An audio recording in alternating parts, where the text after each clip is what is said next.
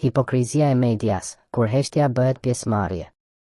Një thirrje për median shqiptare, thyeni prangat e komplicitetit dhe shërbeni të vërtetën. Për redaktorët, gazetarët, analistët dhe portale mediatike të Shqipërisë. Sa kohë do të vazhdoni të shihoni copat e sensacionalizmit, ndërsa themelet e këtij kombi kalbën? Sa kohë do t'i futni kokat në rër, duke u shtirë që të mos shihni gjakun e pafajshëm që ndodh duart e të fuqishmëve? Ju, që pretendoni të jeni zëri i popullit, keni bërë zmadhues të gënjeshtrave, kukulla të oligarkëve dhe pjesëmarrës të heshtur të krimit. Buka që ju ngec në fy.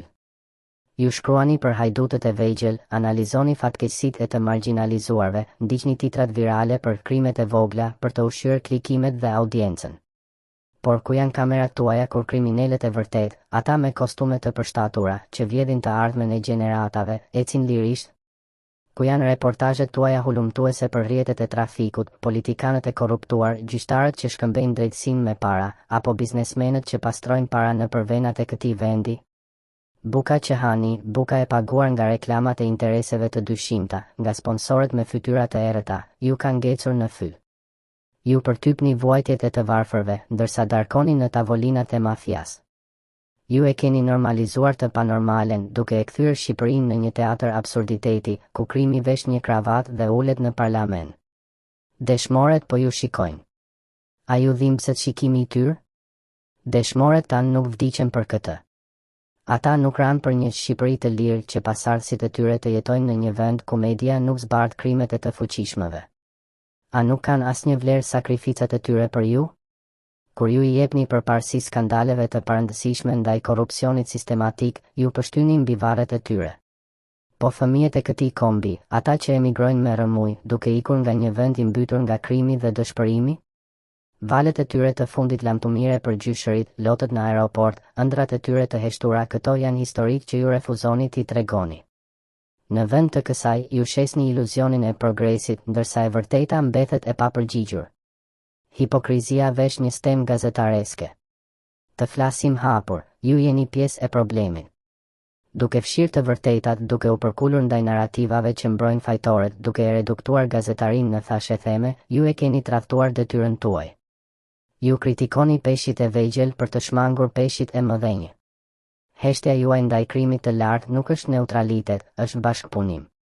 Si guxoni të quheni gazetar kur pendët tuaja dridhen para pushtetit?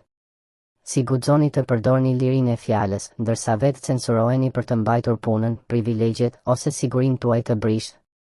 Gazetaria e vërtet nuk është karrierë, është mision. Ajo kërkon kuraj, integritet dhe besnikëri ndaj popullit, jo ndaj fitimit. Pastroni ndërgjegjen. Koha është tani. Për median shqiptare, kjo është llogaria juaj. Ka ardhur ora të zgjidhni, do të mbeteni shërbyes të status quo-s, apo do të ngriheni si rojet së vërtetës. Hulumtoni të fuqishmit, ndiqni paratë. Ekspozoni rrjetet e korrupsionit, nga nënpunësi më I ulët deri te ministri më I lartë. Lëvroni të pafolurit, lërini historitë e familjeve të dëshmorëve, të fshatrave të braktisur, të grave të trafikuara, të dominopin titrat tuaja. Refuzoni komplicitetin, ktheni çdo lek të ndyrë nga gjaku, çdo sponsorizim të dyshim. Integriteti nuk blihet. Populli nuk është I pamend. Ai e sheh hipokrizin tuaj. Ai e di që neutraliteti juaj është frikë. Por nuk është vonë. Stilolapsi mund të jetë akoma më e fuqishme se plumbi, nëse e përdorni me nder. Fjalët e fundit, shpirti I Shqipërisë është në duart tuaja. Do ta lini të mbytet në gënjeshtra, apo do t'i jepni më në fund oksigjenin e së vërtetës? Dëshmoret, fëmijët, malet dhe deti po presin përgjigjen tuaj. Një zë për të pafolurit.